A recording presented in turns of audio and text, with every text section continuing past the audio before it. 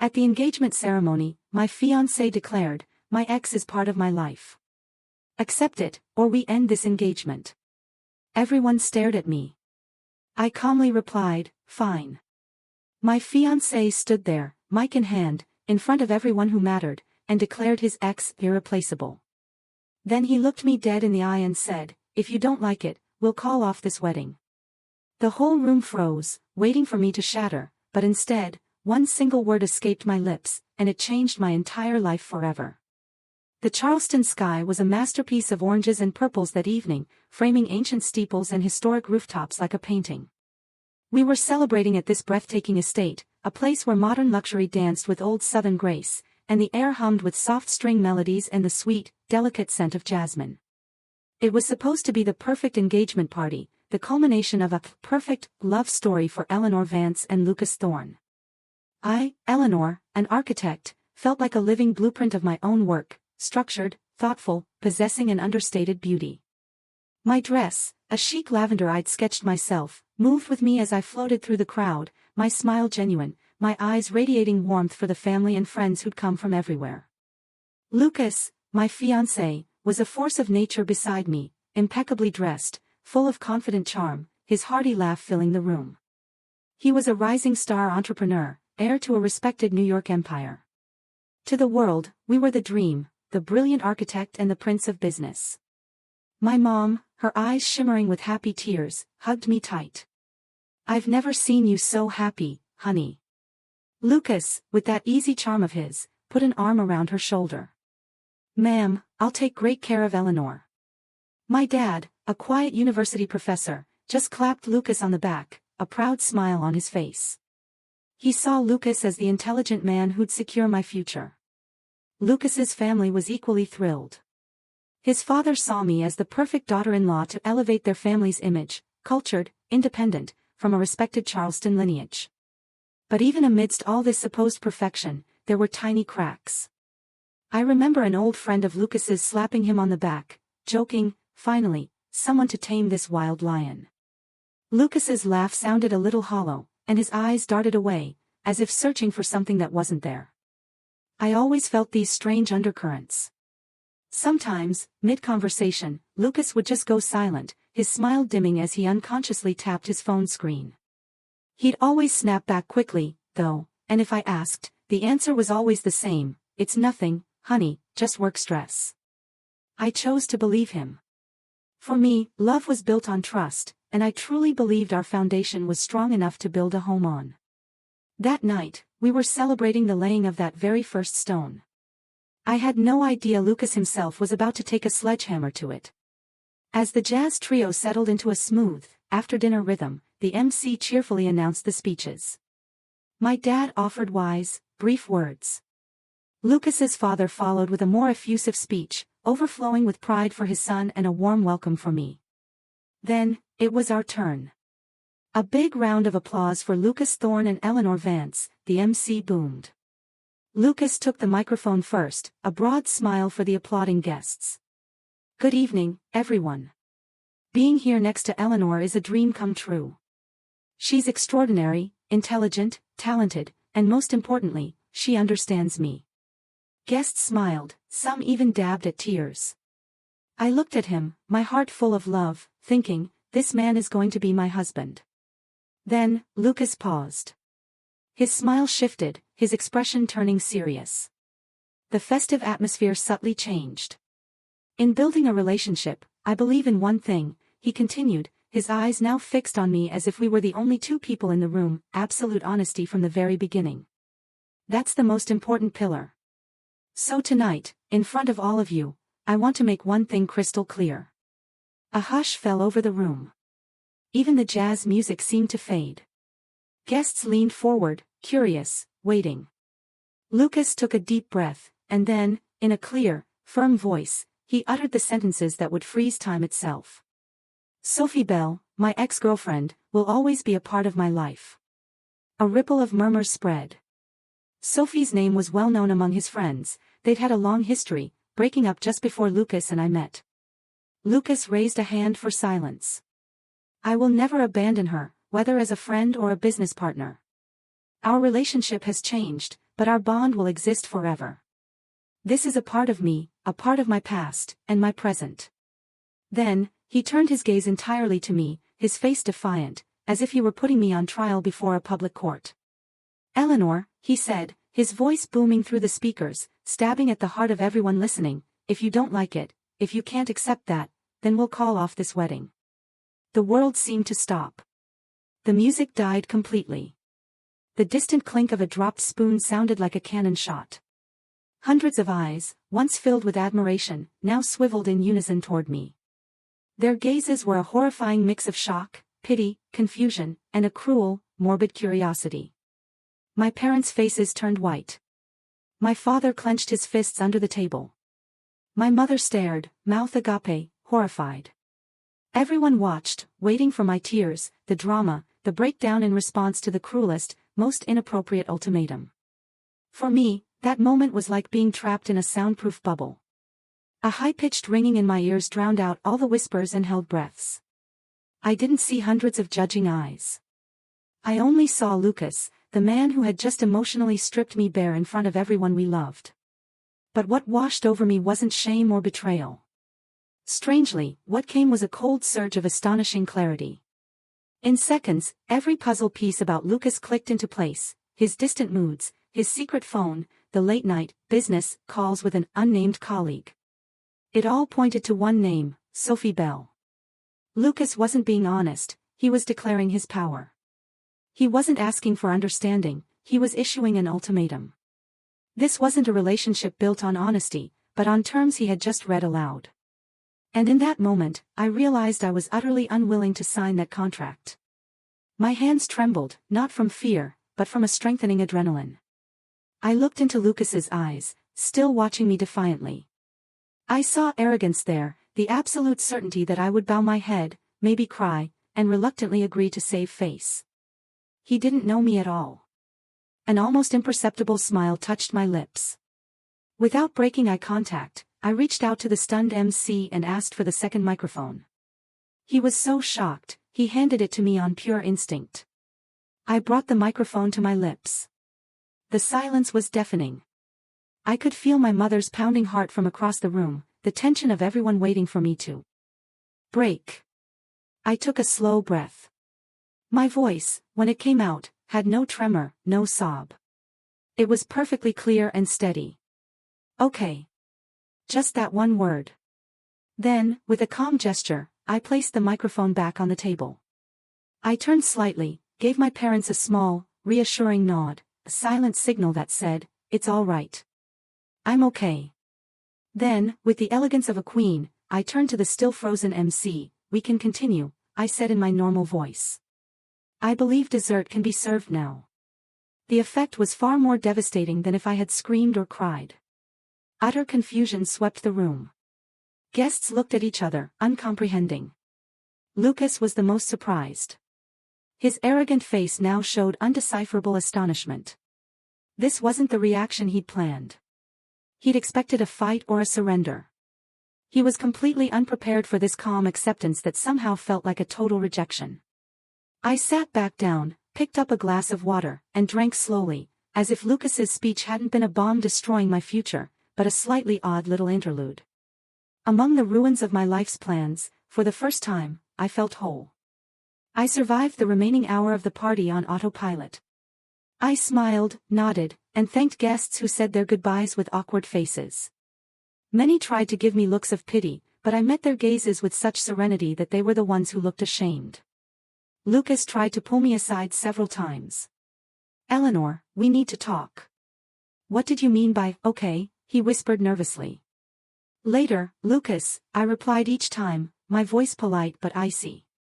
I had erected an invisible wall, and for the first time, Lucas couldn't break through it.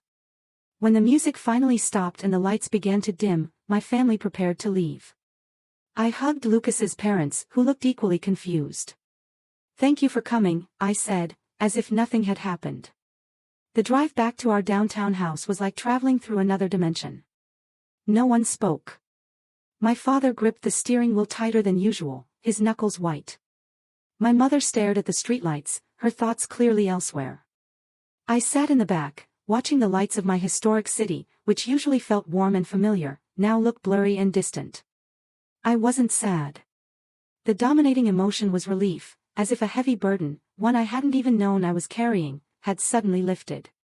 I replayed Lucas's words, no longer with emotion, but with the logic of an architect examining cracks in a building. His declaration wasn't a small fissure, it was fundamental damage to the foundation. You can repaint a building, change the interior, but if the foundation is weak, it's only a matter of time before everything collapses. Any repair effort just delays the inevitable. It's better to demolish now and build something new from scratch, on solid ground. The silence in the car wasn't empty, it was filled with my parents' love and concern, their wounded dignity, and the looming question of what came next. I knew they were holding back for me, giving me space to process. When the car finally stopped, my father turned off the engine. For a moment, no one moved. "Eleanor," he finally said, his voice low, a storm of contained emotions in his kind eyes. "Whatever you decide, your mother and I will always be behind you. Always." My mother turned around, tears finally rolling down her cheeks. "Don't worry about what people will say. Just think about your happiness, honey." That unconditional support was the only thing that nearly broke my composure. A warmth spread through my chest. I didn't cry, but I reached out and took her hand. "Thanks, Mom." "Dad," I whispered. I knew what I had to do. I went into my room.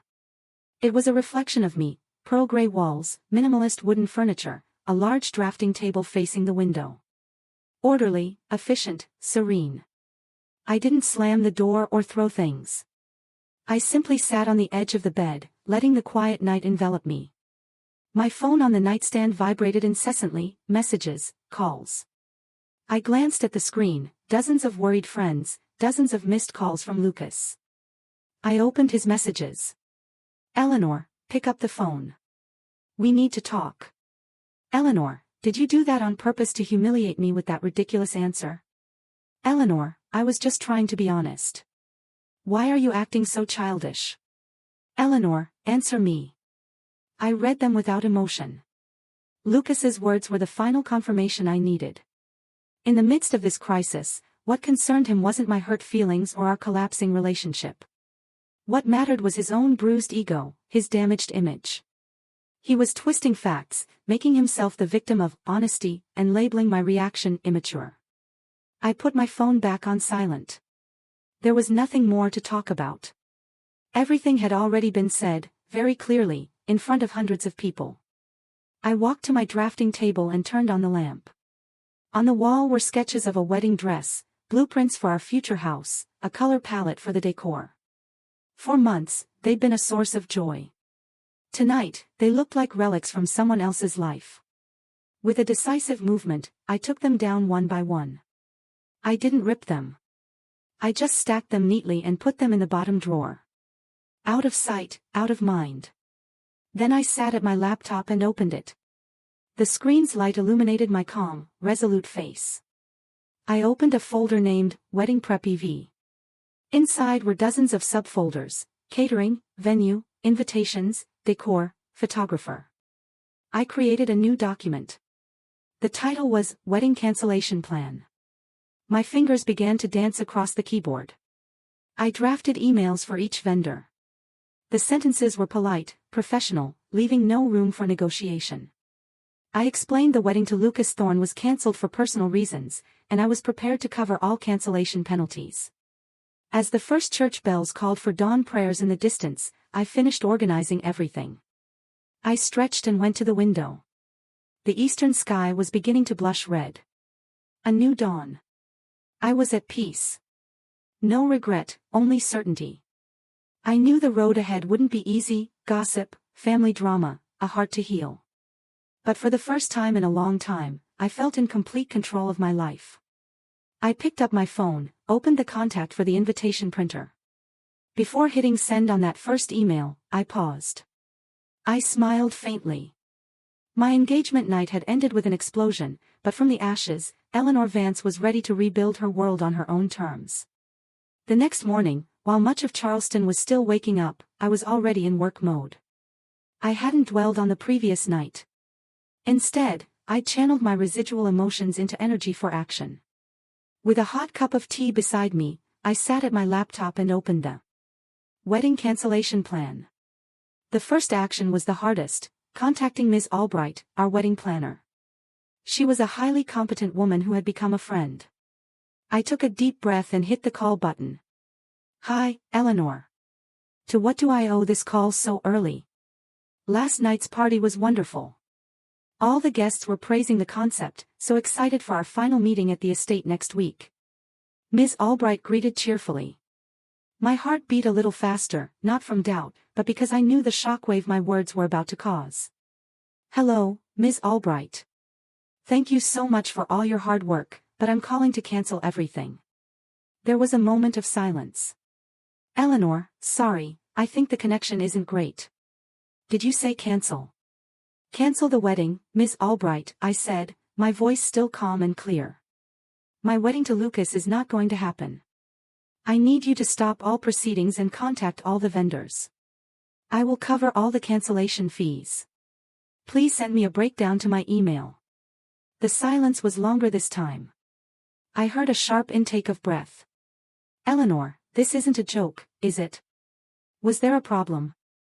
Maybe you can talk it over. My decision is final, Ms. Albright.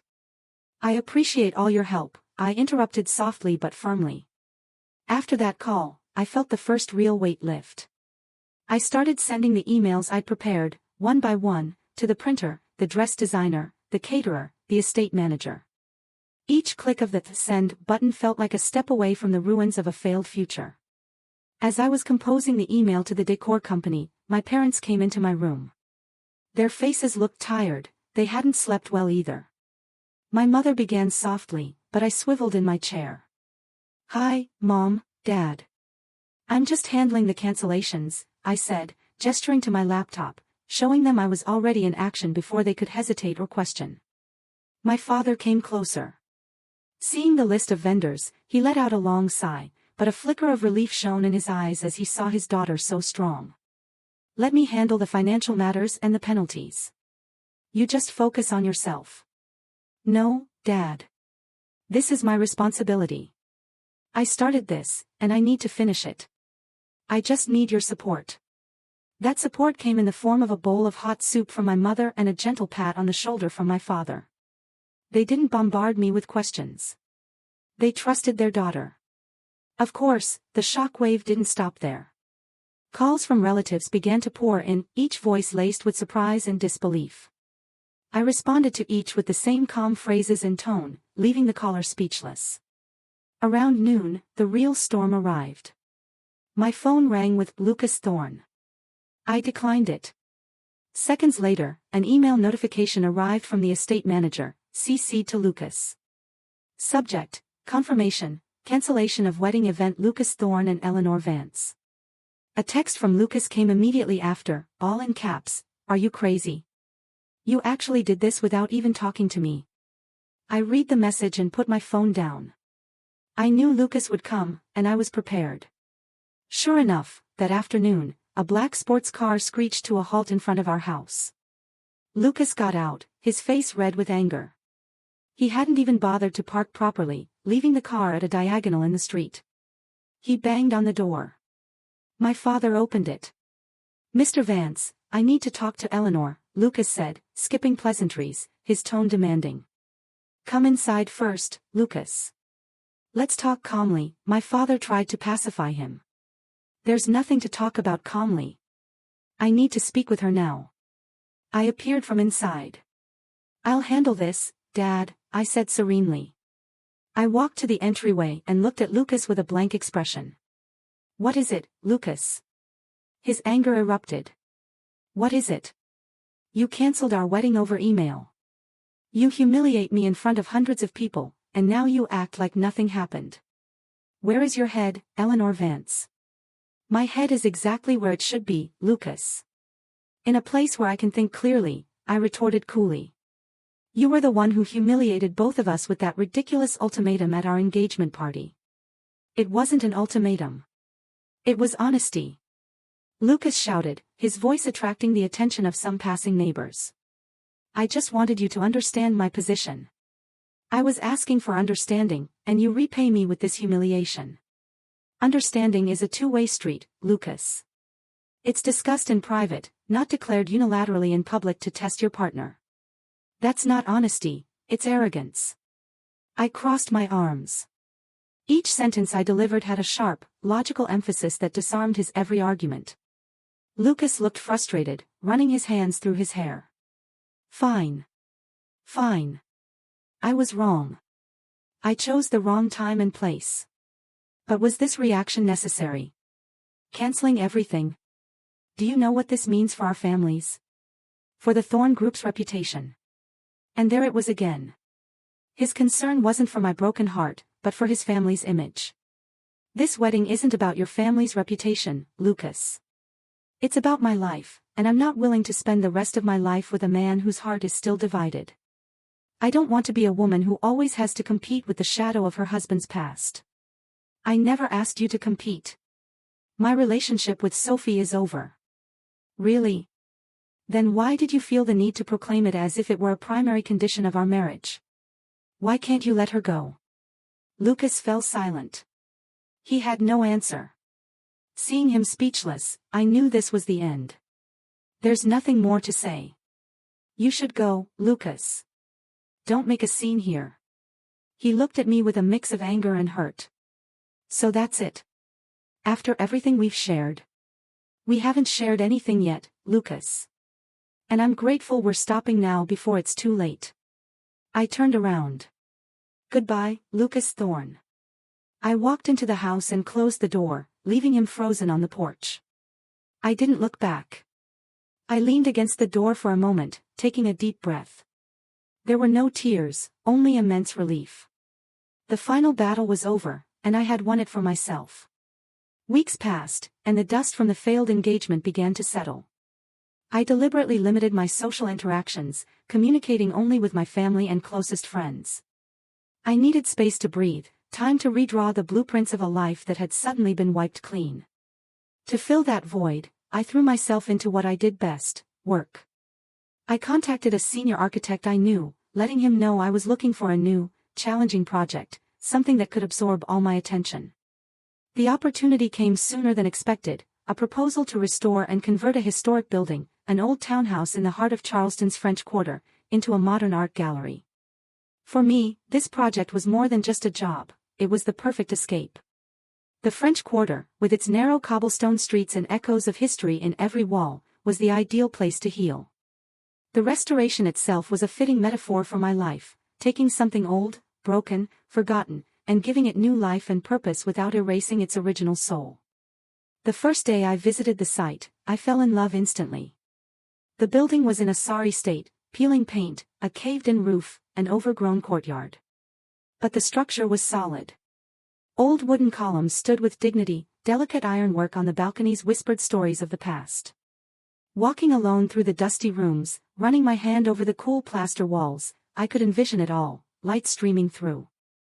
Cleaned windows, hard pine floors gleaming, modern art contrasting beautifully with classic architecture.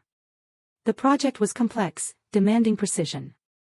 I had to collaborate with the Historical Preservation Society, find local artisans, and design a modern, functional interior. It was exactly what I needed, a complex problem to solve, beauty to create. Amidst the debris of the old building, I began to rebuild my own foundation, brick by brick. The building's owner was a man named Noah Sterling. I had only communicated with him via email and phone. Through our conversations, I'd formed the impression that he was meticulous, with a strong vision and a deep respect for his property's historical value. That day, we were to meet in person for the first time. I arrived early, busy sketching in my notebook. Every time I come here, I discover a new detail I missed before, a calm voice suddenly said from behind me. I turned. A man stood in the doorway, framed by the afternoon light. He wasn't flashy like Lucas. His attire was simple, a linen shirt, cotton pants. His face wasn't conventionally handsome, but it radiated calm, and his gaze was sharp and observant, like an artist's. Like his name, Sterling, he brought a serene atmosphere. "Mr. Noah Sterling?" I asked, extending my hand. He smiled, his grip firm. Please call me Noah, and you must be Eleanor Vance, the architect. The sketches you sent me were more impressive than any resume. I was a little surprised by the unexpected compliment. Thank you. I was also impressed by your vision for this place. We spent the next 2 hours walking through the building. Our conversation flowed naturally. It wasn't just client and architect, but two people sharing a passion for art and beauty. We even had a small debate. Noah wanted to preserve a deteriorated carved wooden mantelpiece due to its sentimental value. From my architectural perspective, I argued the wood was weakened, a structural risk. I understand the historical value, I said, gently tapping the wood. But termites have eaten through its core. If we force it to stay, it will fail. How about we create a replica with the same details using reclaimed wood, and frame the original salvable pieces as a work of art on the wall? Noah was silent for a moment, looking at the mantelpiece, then at me. A glint of admiration appeared in his eyes. That's a brilliant solution. You don't just think about function, you respect the soul. I like the way you work.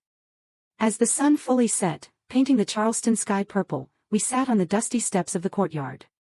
Noah could sense a layer of vulnerability hidden behind my professionalism. He didn't know the whole story, but he saw it in the way I kept myself busy, as if work were the only life raft keeping me afloat. He didn't ask, didn't pry. He simply said, I'm glad this place is in the right hands. I have a good feeling about this. It's going to be a masterpiece. Those words, purely about my work and skill, felt like a comforting balm to my still weary soul. That meeting gave me a glimmer of hope. This wasn't just a project. It was a collaboration. And for the first time in weeks, I felt I wasn't alone. Though I tried to bury myself in work, the outside world didn't forget me so easily. The echoes of the failed engagement still surfaced. One day, buying coffee, I ran into a distant acquaintance of Lucas's. Eleanor, how are you? The woman greeted with an overly enthusiastic tone. Honey, I heard about you too. Such a shame, really. You seemed so perfect together. Lucas seems to be under a tremendous amount of stress lately. I managed a slight smile. I guess everyone has their own path. If you'll excuse me. I left quickly. On social media, I still saw photos of mutual friends with Lucas, laughing at events I was supposed to have attended. I felt a small pang of exclusion, a reminder that breaking up with Lucas also meant breaking up with a part of my world.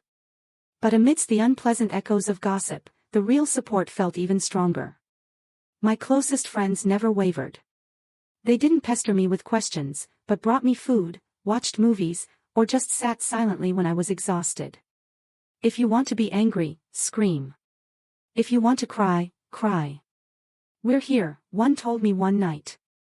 My family was my most powerful fortress. My father often stopped by the project site, bringing lunch, with the excuse of checking progress.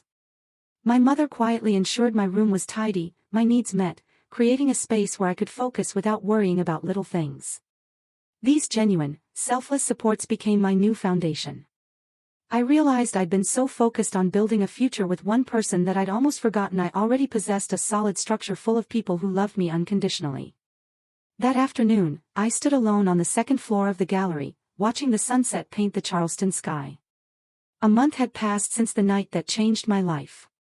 The road ahead was still long and uncertain, but for the first time, I wasn't afraid. The rubble around me no longer seemed like the end of everything. Rather, it seemed like the beginning of something much more honest and strong, something built with my own two hands. The restoration project in the French Quarter was progressing faster than expected. Under my meticulous supervision, the old townhouse was slowly regaining its charm. The team of local artisans worked with enthusiasm, and noticeable progress was made every day. The site became my haven, a world where I had complete control, and where logic and creativity merged in harmony. But one hot afternoon, that harmony was broken.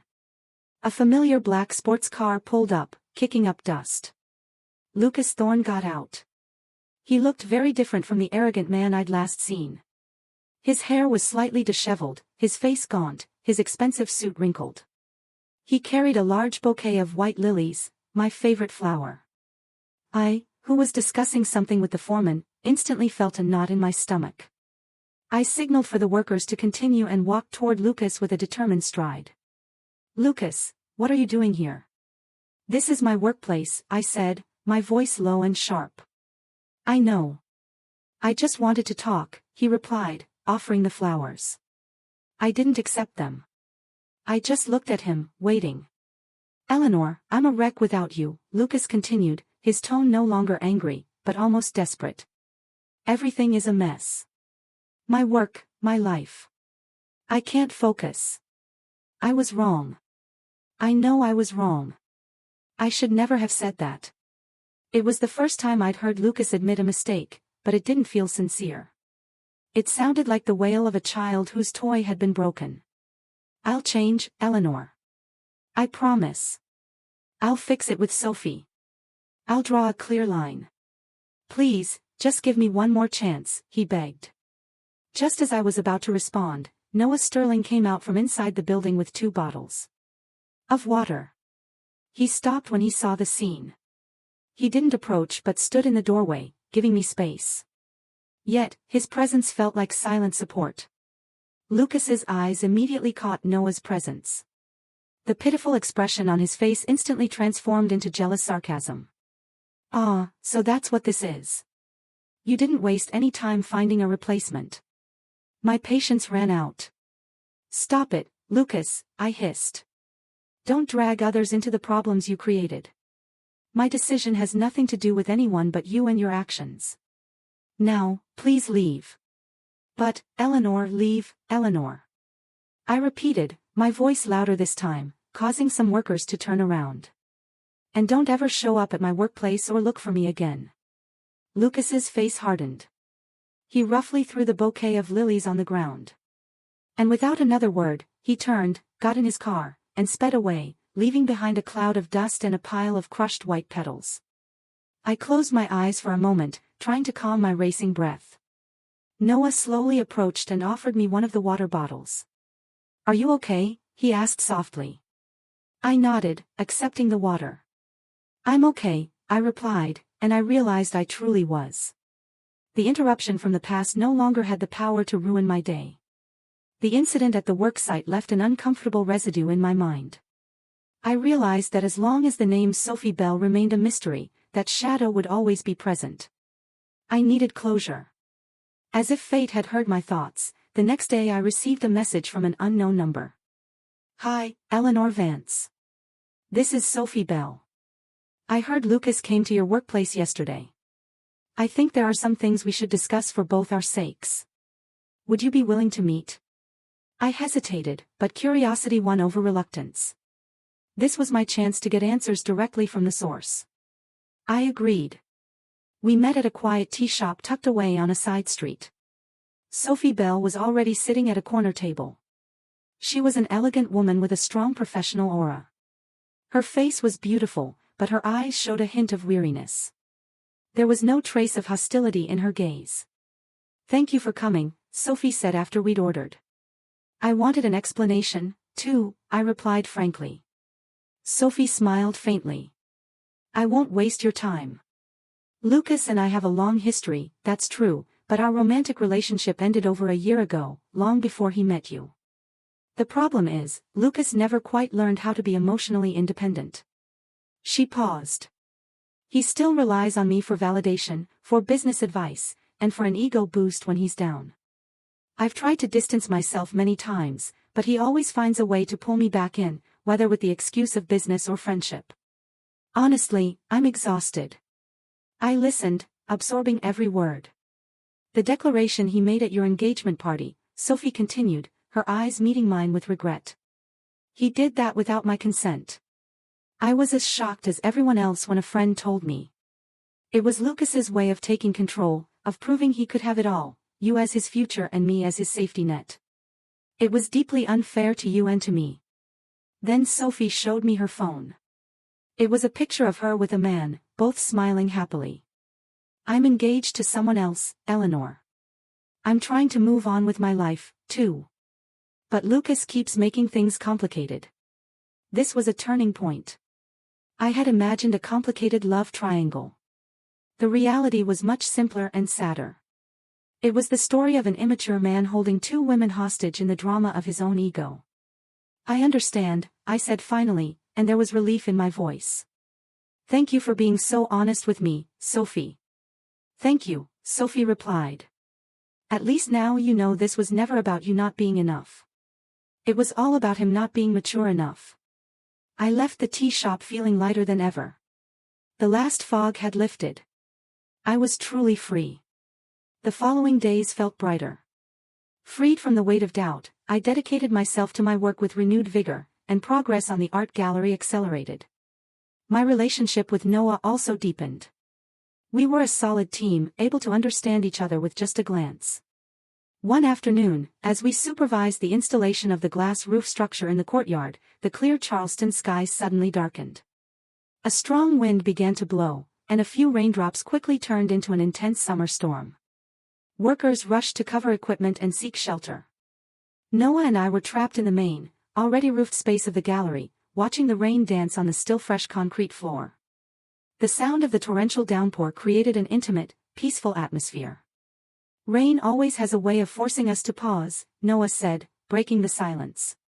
He turned to look at me. You seem different these last few days. Lighter. I smiled. I've let go of a weight, I responded. I didn't feel the need to go into details, but I wanted to share the feeling. I just got the closure I needed. A long chapter of my life has completely closed. Noah nodded with understanding. He didn't press. Instead, he looked at the rain. When my old gallery failed, I thought it was the end of the world. I blamed everyone, the circumstances. It took me a long time to realize that failure gave me the chance to stop, see what went wrong, and rebuild in a better way, like this building. I looked at Noah. He rarely talked about himself. Hearing a bit of his past made me feel more connected. We were both, in our own ways, people who were rebuilding. Sometimes demolishing something is just as important as building it, I replied softly. Exactly, Noah said. Because it gives you the chance to build a stronger foundation. We fell back into silence, but this time it was filled with meaning. It was just the two of us and the soothing sound of the rain. In the middle of a still unfinished building, I felt I had found the most solid shelter, a place where I was understood without needing many words. Just as Sophie had predicted, without her as his unofficial advisor and emotional sounding board, Lucas's business empire began to show cracks. Ruled by emotion and a bruised ego, Lucas made a series of poor business decisions. He became aggressive in negotiations, offended longtime clients, and ignored the advice of his own team. The news reached me through an old friend who worked in the same industry. A major real estate project Lucas was developing in New York was on the brink of total collapse after a primary investor pulled out. The reason: chaotic project management and the arrogant attitude of its leader. I felt no satisfaction, only a vague sadness at seeing someone self-destruct. That night, while working late in my studio, I received a call from Lucas. This time, I decided to answer, feeling that perhaps this would be the last. The voice on the other end was panicked and desperate. There was no arrogance left, only despair. Eleanor, it's all gone, he said, his voice trembling. The project failed. The investors are gone. It's all my fault. There was a pause. I waited. It's Sophie's fault, too, Lucas continued, his tone shifting toward accusation. She wouldn't help me at all. She left me alone. And then the blame turned to me. And it's your fault, too. If you hadn't left, I wouldn't be like this. I need you, Eleanor. Why did you leave me when I needed you most? I listened calmly to the entire chain of accusations.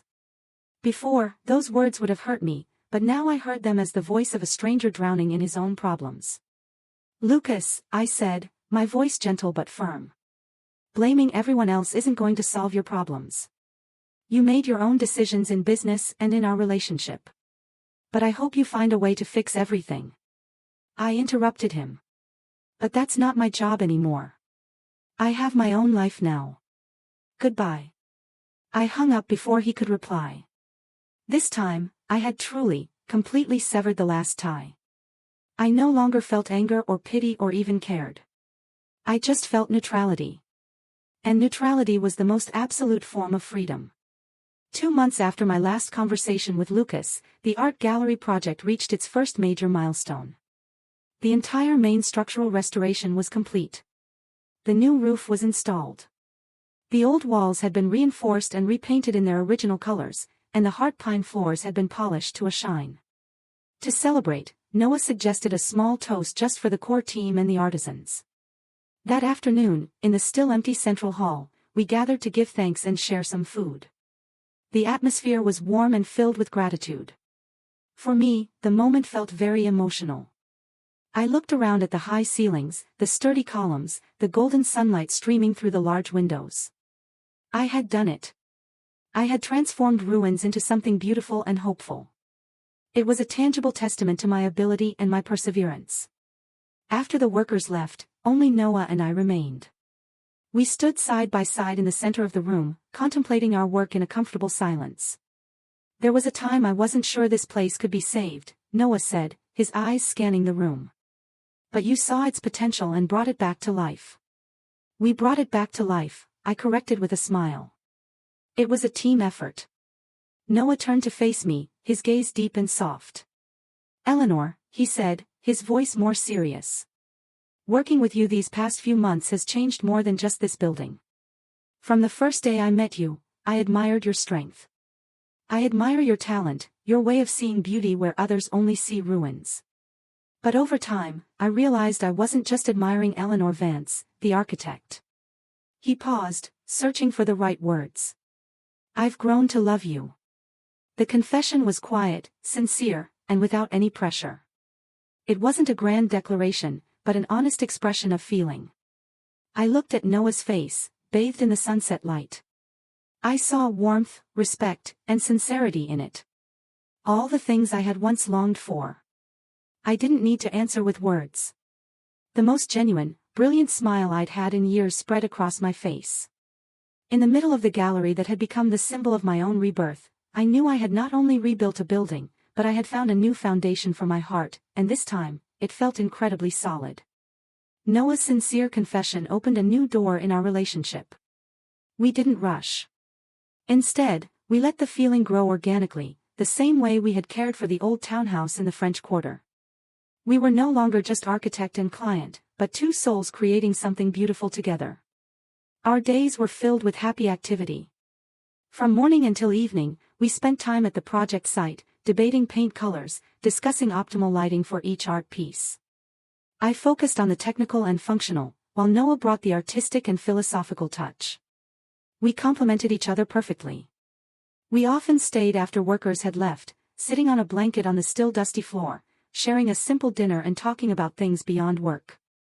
I told him about my dream of designing schools in rural areas.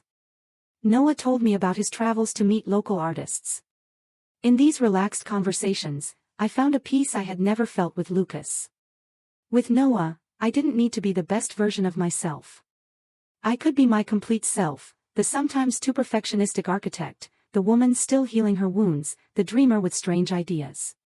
And Noah accepted it all, even adored every detail. I love how you furrow your brow when you're deep in thought, he told me one night, brushing a strand of hair from my face. It looks like you're drawing the blueprints of the universe in your head. I laughed, my cheeks flushing slightly. For the first time in a long time, I felt seen as a human being with all my complexities, not as an accessory or an asset. The process of building the gallery became a metaphor for our relationship, slow, thoughtful, respectful of the past, but with a clear vision for a bright future. When the gallery's interior work was nearing completion, Noah surprised me. Do you want to come home with me this weekend? He asked casually. Not to my apartment, but to where I grew up. My mom has been wanting to meet the brilliant architect who transformed this old building. My heart fluttered. It felt like a big step. I remembered how formal and tense my first meeting with Lucas's family had been, so focused on image. But seeing Noah's warm gaze, I knew this time would be different. Noah's mother's house was in a small town in the countryside, known for its artisans. The house was modest, a wooden home surrounded by a lush, well-tended garden. On the porch, a middle-aged woman with a kind smile was painting pottery. This was Miss Sterling, Noah's mother. The meeting was not awkward at all. Miss Sterling greeted me with a warm hug, as if I were an old friend. She didn't ask about my family background or my education. Instead, she asked enthusiastically about the gallery's restoration process and the philosophy behind my choice of materials. "Eleanor, you've saved the soul of that building," she said as she served hot tea. "Thank you. That building was my late husband's legacy. Seeing it come back to life is the greatest happiness for us." I spent the day chatting comfortably, learning a little about pottery painting, and listening to stories of Noah's childhood. I could see where Noah got his serenity and love for art. In that simple, warm home, I felt unconditionally accepted. I wasn't a future daughter-in-law being evaluated. I was a cherished guest, appreciated for being who I was. As we were leaving at sunset, Miss Sterling took my hands. "Take care of my son, please. Since he met you, his light has started to shine brighter again." On the way back, I was silent. My heart full. I looked at Noah, who was concentrating on driving. The man beside me wasn't just a partner. He was a home, a solid foundation built on sincerity and the warmth of a family. A few weeks before the gallery's grand opening, I received a message from Lucas. It was short and in a completely different tone. "Eleanor, could you give me a moment of your time for the last time? There's something I need to tell you in person. I promise I won't bother you." With my heart now calm, I agreed. We met at the same tea shop where I had met Sophie. The Lucas who met me was a completely different person. There was no trace of arrogance left. He was thinner, quieter, and there was a maturity in his eyes that didn't exist before. He ordered a black coffee, not an expensive drink. "Thanks for coming," he began. "I won't take long. I just wanted to do something I should have done a long time ago." He looked me directly in the eyes. "I'm sorry." His voice was firm and sincere. "I apologize for everything I did, for my words at that party, for my ego, for my immaturity. I ruined something good because of my foolishness, and it's taken me months to realize it." He briefly shared that he had lost his business, but that it had become his turning point. He was trying to rebuild it from scratch in a more honest way. He also said he had cut all contact with Sophie and wished her all the happiness. "I hear you're happy now," Lucas continued with a faint smile. "I'm glad. Truly, you deserve the best." I felt the sincerity in his every word. The last weight, one I wasn't even aware I was carrying, finally lifted. There was no more anger or disappointment, only peace. "Thank you for your apology, Lucas." "And I accept it," I replied. "I hope you rebuild a better life for yourself, too." We shook hands, a handshake that closed a chapter peacefully and maturely. When I left that tea shop, I knew the story of Lucas Thorne had truly become the epilogue in the book of my life. The gallery project was 100% complete. The building now stood majestically, a perfect blend of old-world charm and new-world spirit. To celebrate before the official grand opening, Noah took me to one more place. "There's one more spot I want to show you. A place where I always find inspiration to start something new." He took me to White Point Garden. When we arrived, the afternoon sun was beginning to set, bathing the magnificent park and its historic monuments in a golden light. The atmosphere was magical and sacred. We walked among the old oak trees, talking about history, legacy, and the things that endure through time. As the sun nearly touched the horizon, painting the sky with a palette of purples, oranges, and reds, Noah led me to a spot with a perfect view of the harbor. He stopped and turned to me. He didn't kneel. He simply took both of my hands in his own warm ones. "Eleanor Vance," he began, his voice soft, but full of emotion. "Our story began at sunset in an old, nearly ruined townhouse. Then you came and transformed it into a place full of light and hope. You've done the same for my life." My eyes began to fill with tears. "I want to spend every sunset and every sunrise of my life with you. I want to build something with you that endures, not of stone, but of love and respect." He continued, pulling a small box from his pocket. Inside was a simple but exquisitely beautiful ring with a delicate detail engraved on it, inspired by the ironwork of the gallery we had restored. He had clearly designed it himself. "Will you marry me?" In the majesty of a historic park that had witnessed thousands of sunsets, with my heart full of happiness, I answered with a trembling voice. Yes, I will, Noah.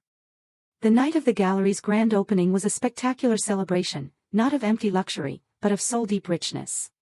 The space was filled with artists, collectors, friends, and family. Soft jazz music mixed with laughter and warm conversations. Every piece of art on display seemed to sing in unison, celebrating its new home. The gallery's name was Renaissance, symbolizing its new beginning. I stood in the middle of the crowd beside my fiancé, Noah, dressed in an elegant ivory-colored gown. My face radiated a happiness I couldn't hide. My eyes scanned the room, taking in the dreamlike scene. My parents stood in a corner, watching me with pride. Across the room, I saw Sophie Bell, who had attended with her fiancé. We exchanged a brief, knowing smile of understanding. Later, I gave a short speech. I spoke of the philosophy behind the restoration, of the importance of respecting the past to build a stronger future. When I thanked the team, my eyes met Noah's. Everyone in the room could see the love and admiration that flowed between us. As the event was in full swing, Noah and I slipped away to the courtyard, which was now a small garden under the glass roof. From there, we could see the full moon shining brightly. I took a deep breath of the cool Charleston night air. I remembered my engagement party a year ago, the humiliation, the confusion, and the cold decision I had made at the end of that night. Okay. That one word I had spoken then wasn't a word of surrender. It was a word of beginning, the one that opened the door to my real life. I had weathered the storm, demolished the faulty foundation, and with patience, had rebuilt everything from scratch. Noah put his arm around me. Look what we've built together, he whispered. I smiled and leaned my head on his shoulder. My name, Eleanor, meant light and striving. After a long and dark eclipse, I was finally shining again, not with a borrowed light, but with my own complete and radiant glow. And beside me was Noah, my sterling, my constant, who wasn't trying to dim my light, but would always be there to join me in every sunrise and every sunset. This journey taught me that sometimes, the hardest choices lead to the most beautiful beginnings. I'm still amazed at how one word changed everything. If you found yourself in a similar situation, what would your one word be? Let me know in the comments below. I'm genuinely curious to hear your thoughts.